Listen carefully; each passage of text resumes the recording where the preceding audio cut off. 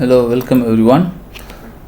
In this session, I am going to explain about this blood vessels. I mean the microscopic structure of blood vessels, then the vascular distribution pattern all over the body. Okay, so I hope you will enjoy the session. Let's start. So coming to the learning objectives, of this session. You will study about the structure of blood vessels, then physiology of circulation, like how the blood is taken from heart to all parts of the body, how it is delivering the oxygen to the tissues, okay, then how it is returning back to the heart and where the blood is getting reoxygenated.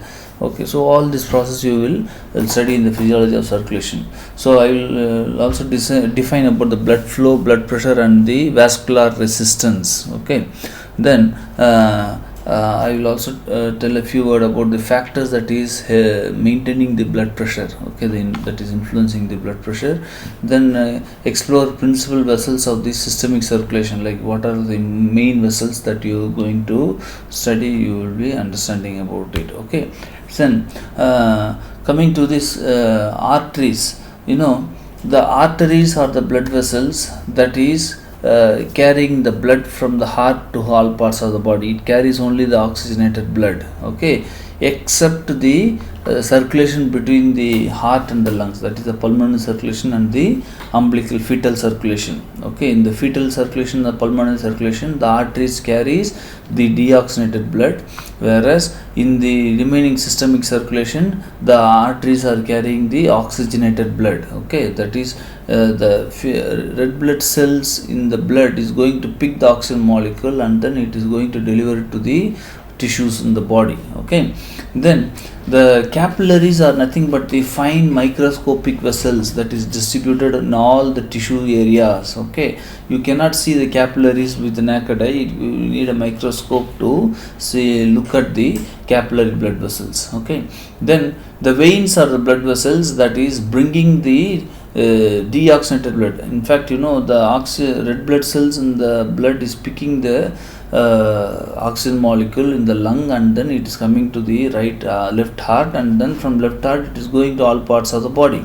Okay, so there the red blood cells will deliver this oxygen and then pick the carbon dioxide. So now the red blood cell have become the deoxygenated blood. Okay, so those blood from the tissues, it comes all the way to form the minute venules, then the veins, then the major veins, and then it comes to the right side of the heart. I will show you this network.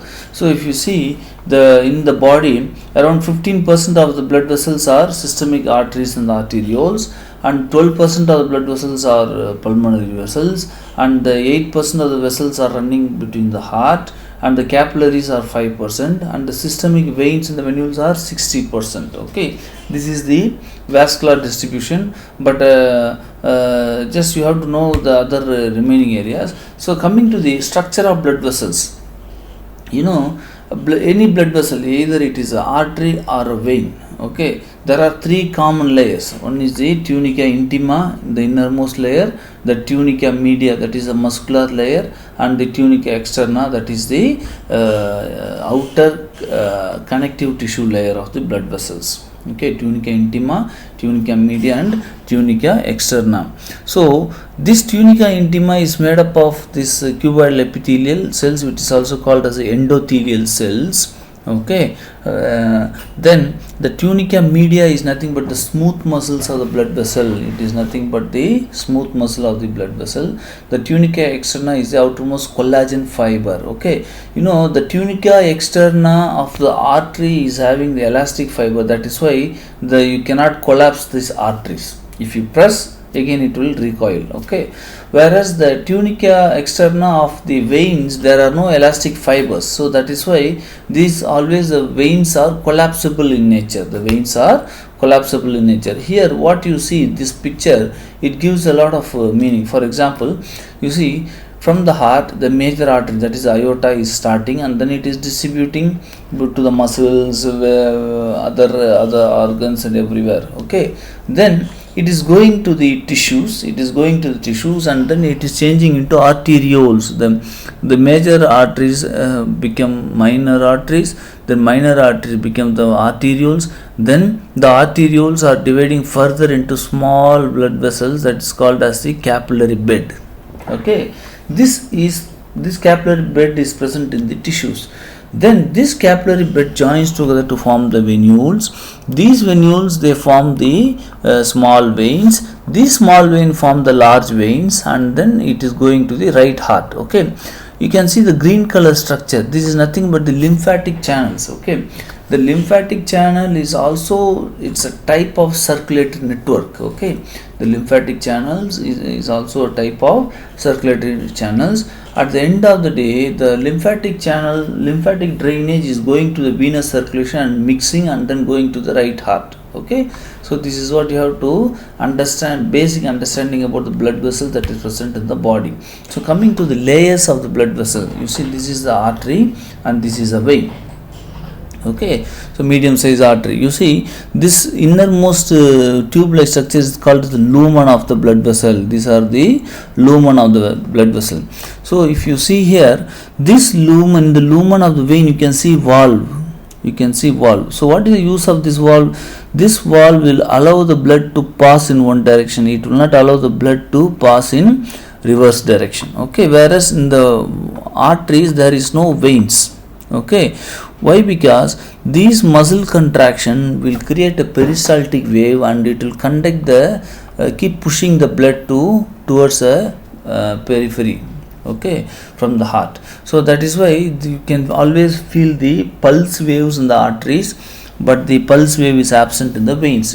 But instead, the valves are preventing the backflow of the blood. The valves that is present in the veins are preventing the backflow of the blood.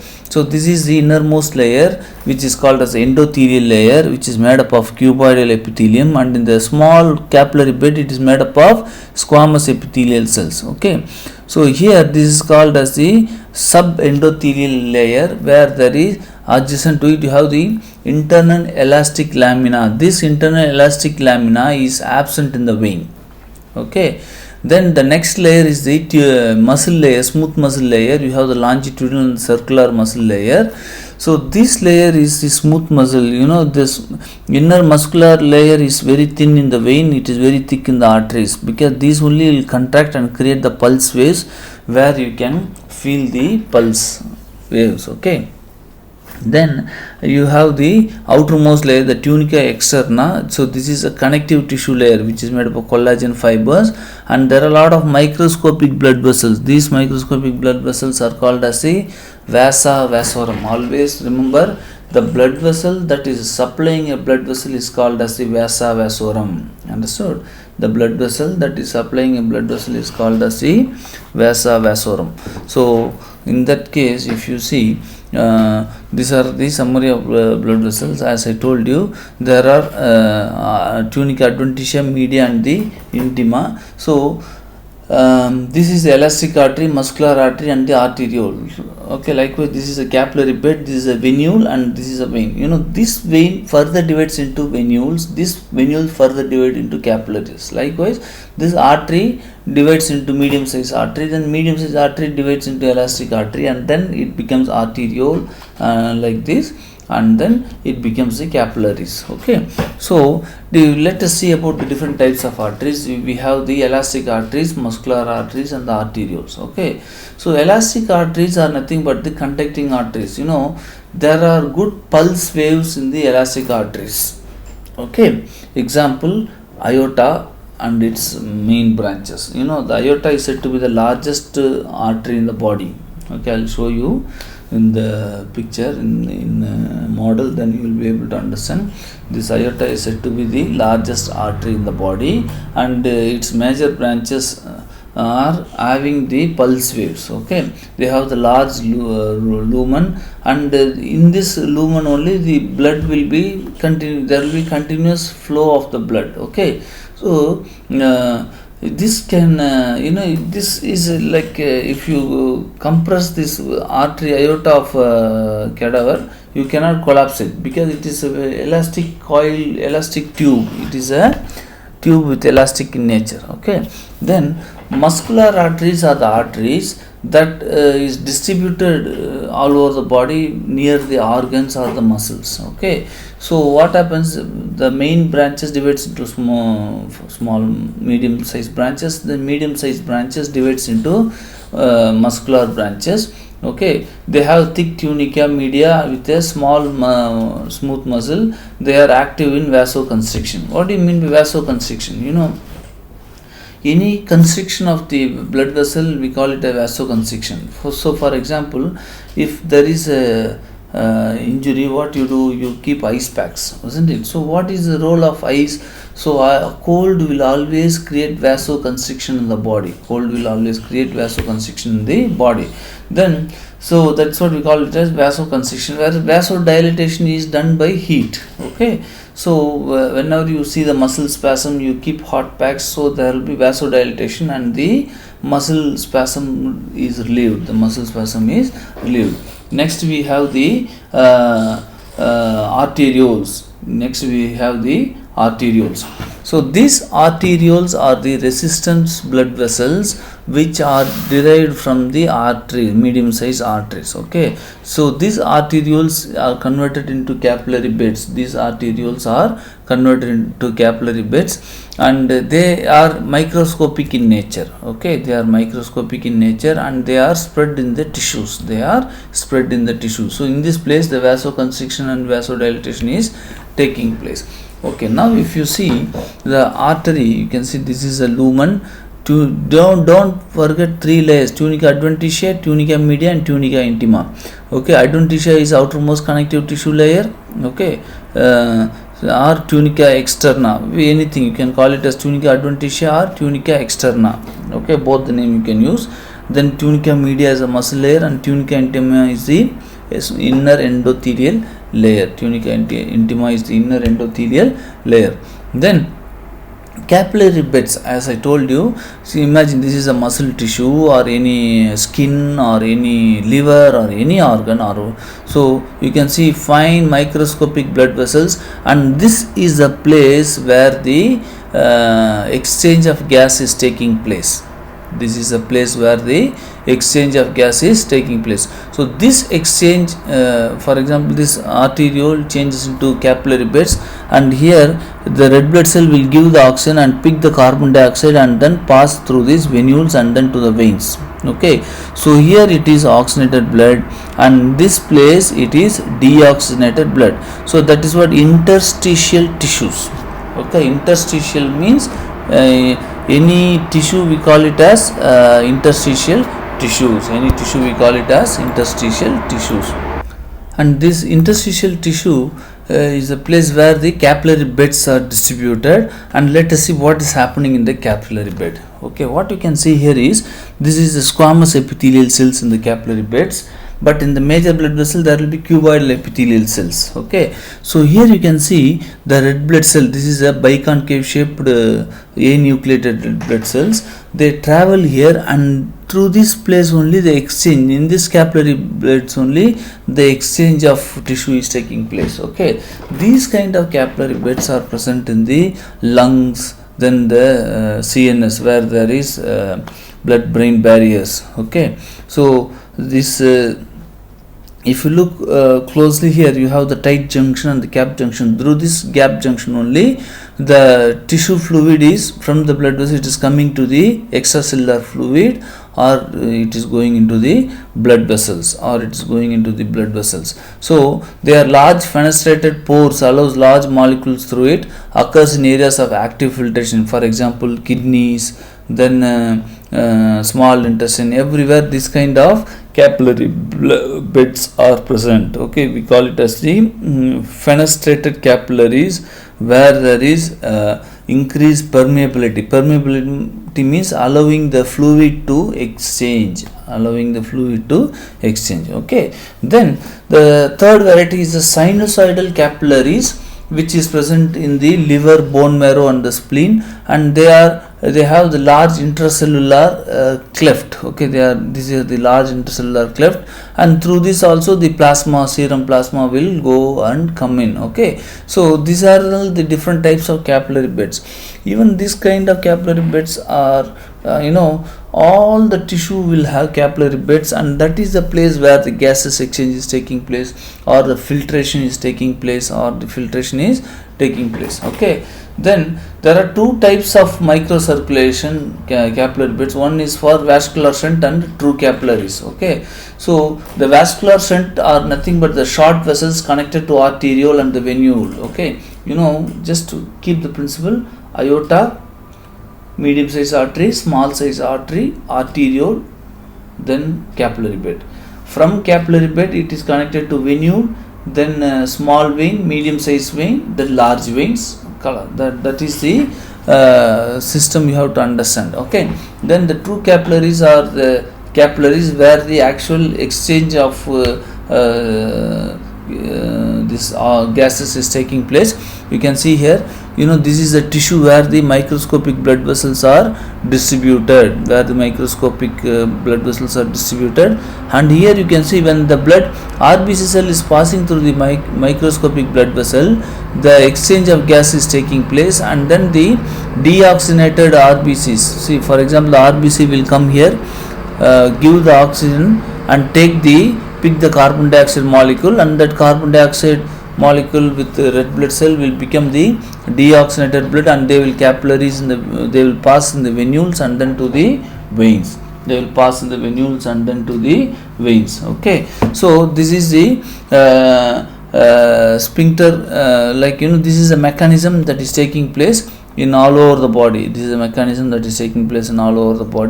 Okay, now there are something called post capillary venules, where the it consists of endothelium with a few pericyte cells that is very permeable in nature, allows fluids and RBCs into the tissues. Okay, then the large venules have one or two layers of smooth muscle cells. Okay, so this is the concept you have to understand about the venules, capillary beds and the veins. Okay, now let us go to the veins. So what is a vein? The vein is also a tubular structure which is having tunica adventitia, tunica media and the tunica intima. Okay, the venules is also having the tunica adventitia, media or intima, or tunica externa, media or intima. But there is huge difference between arteries and the vein. Veins are carrying oxygenated blood, except the pulmonary veins and the umbilical vein. Okay, then veins are not having any pulse.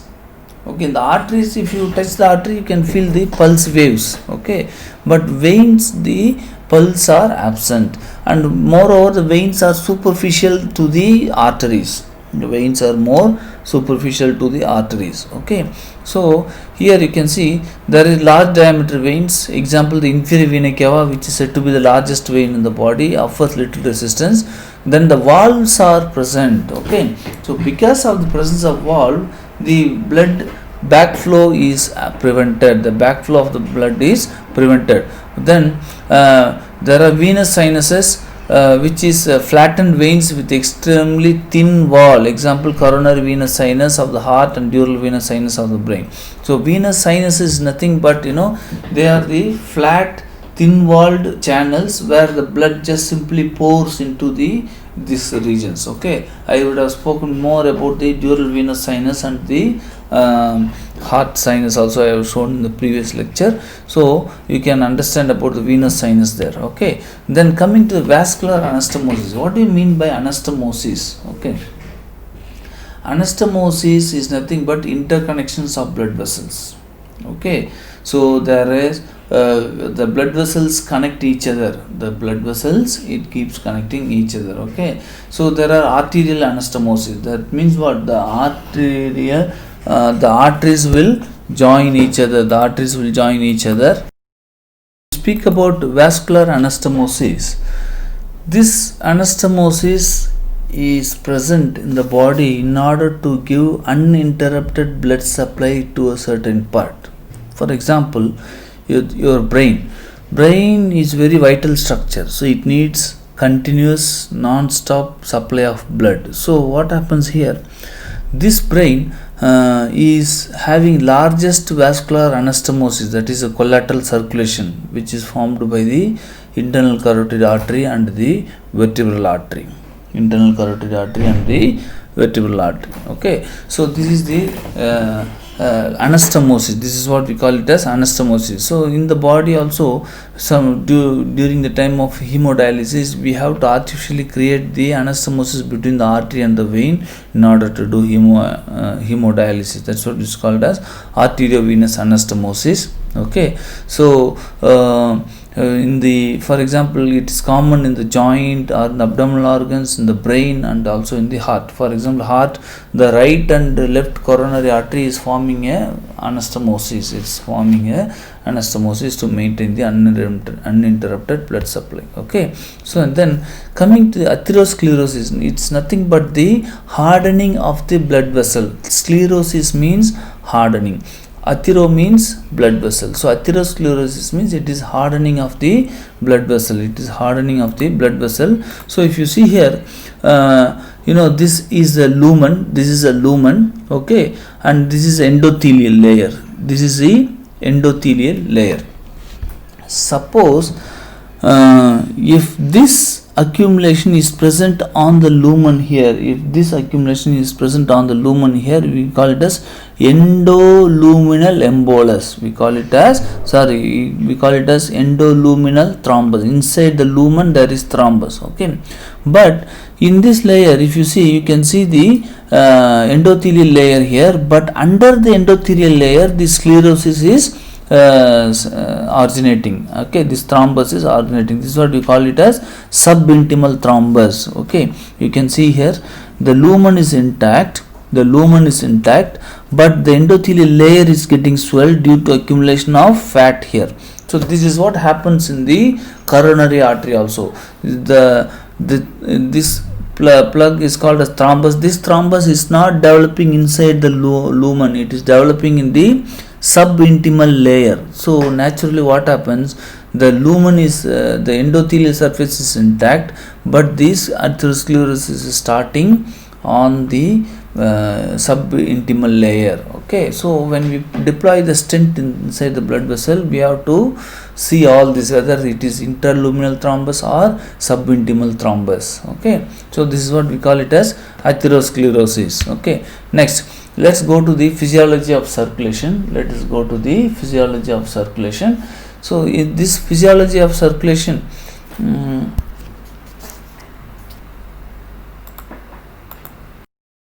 so we have to know about this vascular resistance, that is a peripheral blood vessel resistance. It is the opposition to flow, and it is the amount of friction blood encounters as it passes through the vessel. So how you are going to apply this clinically? For example, when we say about the word resistance, that means what, the blood vessels are shrinking and it is not allowing the blood to flow through it. Okay, what happens? This kind of resistance, it is taking place whenever there is any severe blood loss, or if the person is exposed to severe cold. What happens? The blood vessels in the periphery will constrict and you cannot get the vein to insert the IV cannula. Okay, this is called peripheral resistance. So physiologically the body will adapt. If there is more blood loss, then the peripheral resistance will develop, and in order to keep the good amount of blood flow to the brain and the heart. Okay, so the three important reasons where the resistance taking place is blood viscosity, that is the thickness of the blood. Okay, so if you see, the viscosity of the honey is more. Okay, if you touch the honey and water, you know the thickness of the honey and the water. Okay, so this is called, we call it as viscosity. So if this viscosity of the blood is more due to high cholesterol, then also vascular resistance develops. Okay, then total blood vessel length and also blood vessel diameter. So what happens, if the diameter is more for a blood vessel like major artery, the aorta and all this stuff, so we cannot have any resistance in the blood vessel. If the diameter is very less, then the blood vessel resistance can develop. Okay, so this is what you have to understand in the resistance of the blood. One is the viscosity property and the length of the blood vessel and the diameter of the blood vessel. Okay, so you can see if there is atherosclerosis, what happens? You see the lumen of the blood vessel here and you see the lumen of the blood vessel here. So here the resistance will be high because the flowing passage is narrowed. The flowing passage is narrowed. Okay, so you can see this abrupt changes in diameter due to fat plaques from the atherosclerosis. It can increase resistance, then it causes turbulence. Okay, that is narrowing. Stenosis is called as narrowing. Okay, then disrupting the laminar flow, constant flow. When the constant flow is also disturbed. So now the relationship between the blood flow, blood pressure and the resistance. Blood flow is nothing but volume of blood flowing through the vessel. Okay, so blood flow is directly proportional to the blood pressure gradient. So blood flow is inversely proportional to the pressure resistance. So what happens is the blood flow is equal to pressure direct blood flow, I mean the pressure resistance divided by the inverse, that is inversely proportional. Okay, so you can see this is the formula. If resistance increases, blood flow will decrease. If the resistance of the blood vessel is increasing, then the blood flow will decrease. Okay, now coming to the systemic blood pressure, that is referring to the pressure exerted on the blood vessel in the systemic circulation. You know, what is the normal blood pressure? The normal blood pressure is 120 by 80 millimeter of mercury. We always measure in the term of mercuric pressure. Okay, we always measure the blood pressure in the term of mercuric pressure. So what happens here? Any amount of blood, liquid blood, that is putting the force on the blood vessel, that is what we call it as pressure exerted on the vessel wall. Okay, blood vessel, we call it as blood pressure. So there are many points to consider for the blood pressure. We will see in future slides, but know that the pressure that is forced on the blood vessel wall, we call it as blood pressure. So the normal blood pressure is 120 by 80 millimeter of mercury. So 120 is the systolic pressure, that is the contraction of the heart pressure, and the 80 is the diastolic pressure. So you should always know the normal pressure and the range. Normal blood pressure is 120 by 80 millimeter of mercury. The range of blood pressure is 90 by 60 to 140 by 100. This is the normal. Within this range, the blood pressure can be present. Okay, so always the systolic pressure is always greater than the diastolic pressure. Keep this in mind. It can always be 90 by 60 to 140 by 100. Okay, the diastolic pressure will never be higher than the systolic pressure. Okay, keep in mind whenever you write blood pressure, if you encounter this kind of situation, then you will get caught. So keep this in mind.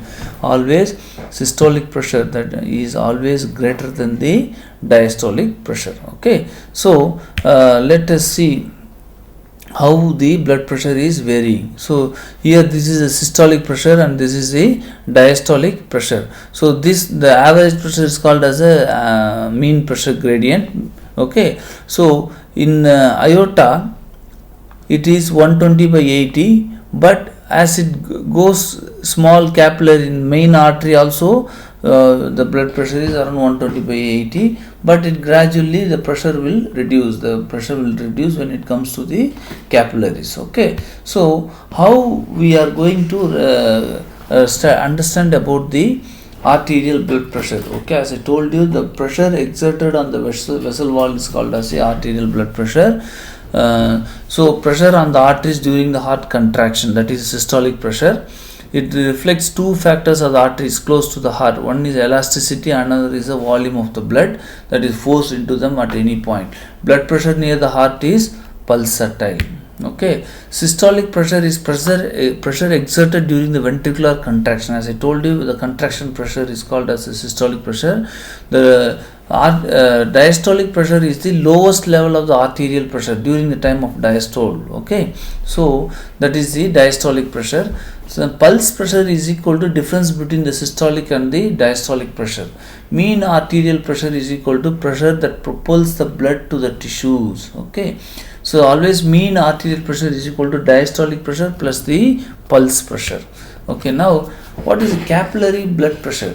The pressure drops, as I told you, whenever in the arteries at the brim of the aortic valve, the pulse waves will generate. That pulse wave will be carrying the arterial blood pressure towards all part of the arteries that is present in the body. Okay, so if you see the pulse pressure drop, at the capillary level, the pressure drops to 35 millimeter of mercury to 70 millimeter of mercury at the end of it. Okay, so you cannot record the capillary blood pressure. Okay, you can always record the blood pressure at the artery level. Okay, so the capillaries are fragile and easy to rupture in high pressure. Capillaries are extremely permeable.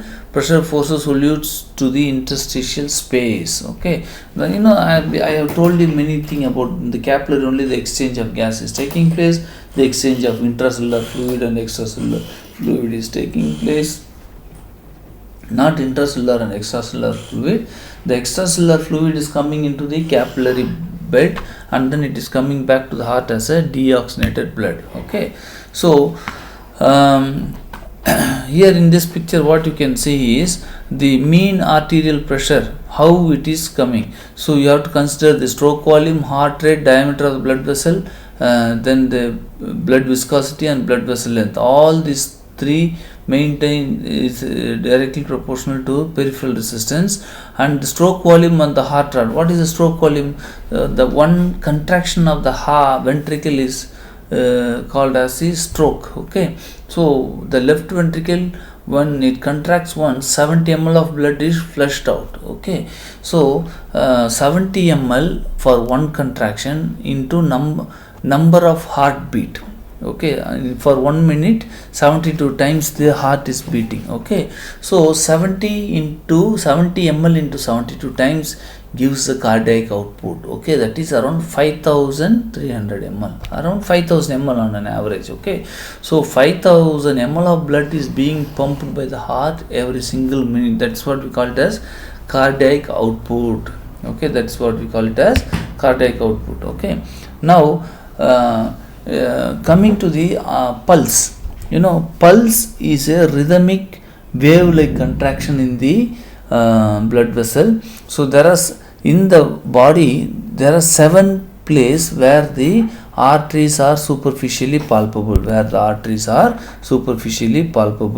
Okay, so you can note down these names: superficial temporal artery, facial artery, common carotid, brachial artery, radial artery, femoral artery, popliteal artery, posterior tibial and dorsalis pedis. Okay, these are the arteries I am going to show you, but these arteries are running more superficially. You can see here, this is the superficial temporal artery. Just you can put the finger above the ear pinna, you can feel the pulse of the superficial artery. And this is the carotid artery. In the carotid triangle, if you put the neck, you can feel the pulse of the carotid artery. You can abduct the arm and press this, you can feel the pulse of the brachial axillary artery. And in the medial side of the arm, where you will tie the blood pressure cuff, you have the brachial artery. Here also you can feel the pulse. And also on the radial bone in the lateral aspect, you can feel the pulse of the radial artery. Okay, you can feel the pulse of the radial artery. Likewise, in the inguinal region, you can palpate this anterior superior iliac spine and the pubic tubercle. At the center, if you put the finger, you can feel the pulse of the femoral artery here. Then likewise, in the posterior side of the knee, you can palpate the popliteal artery. And also in the this is tibia. In the posterior aspect of the tibia, you can feel the pulse of the posterior tibial artery.